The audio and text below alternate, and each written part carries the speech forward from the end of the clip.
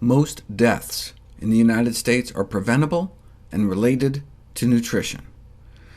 Given that the number one cause of death and the number one cause of disability is diet in this country, surely nutrition is the number one thing taught in medical school.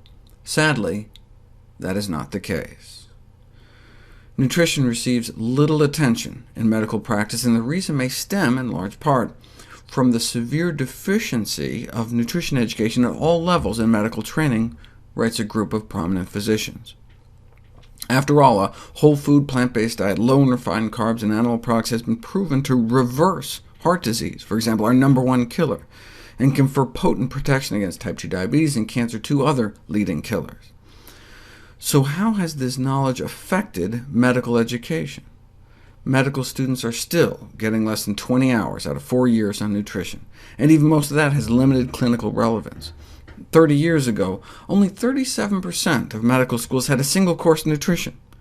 According to the last national survey, that number has since dropped to 27%, and it gets even worse after they graduate.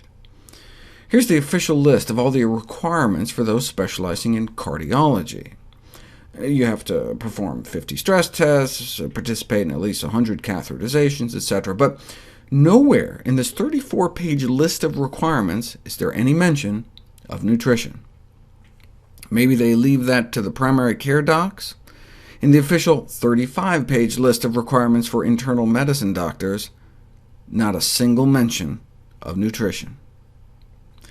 There are no requirements for nutrition before medical school either. Instead, those who want to be doctors need to take things like calculus, organic chemistry, and physics, most of which is irrelevant to the practice of medicine.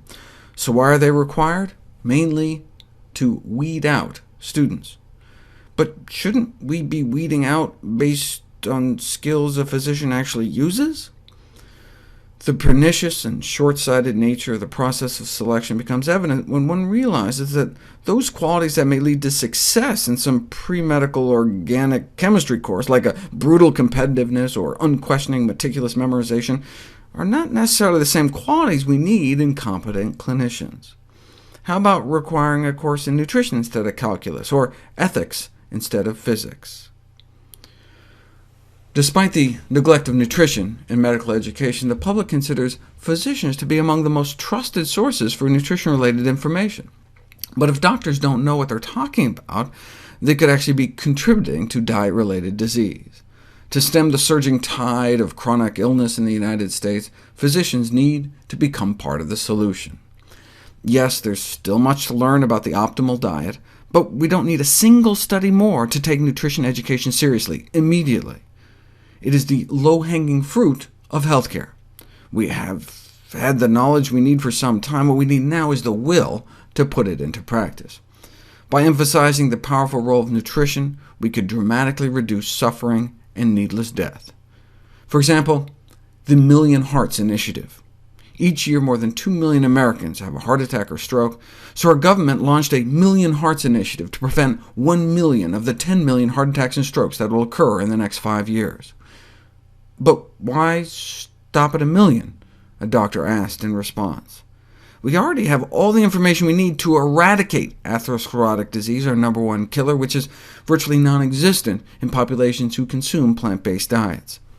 Some of the most renowned cardiovascular pathologists in the world have stated that we just need to get our cholesterol low enough to not only prevent the disease, but reverse it in more than 80% of patients.